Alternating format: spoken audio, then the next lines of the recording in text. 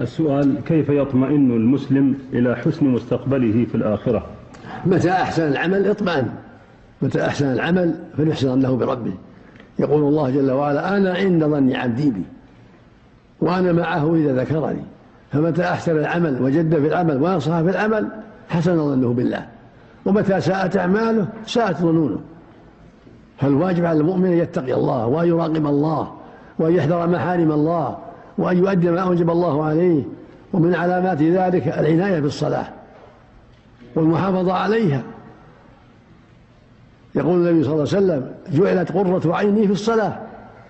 ويقول صلى الله عليه وسلم: من حافظ عليها كانت له نورا وبرهانا ونجاة يوم القيامة، ومن لم يحافظ عليها لم يكن له نور ولا برهان ولا نجاة.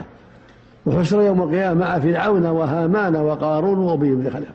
ويقول صلى الله عليه وسلم: أول ما يحاسب عنه العبد من عمل صلاته، فإن صلحت فقد أفلح وأنجح، وإن فسدت فقد خاب وخسر. والحديث أيضا: أول ما تفقدون من دينكم الأمانة، وآخر ما تفقدون منه الصلاة. فإذا حسبت نفسك وجاهدتها لله وحافظت على الصلوات في الجماعة وأحسنت في أعمالك، عند هذا يحصل ظنك بالله وتطمئن إلى ما وعد به أولياءه من النجاة والسعادة.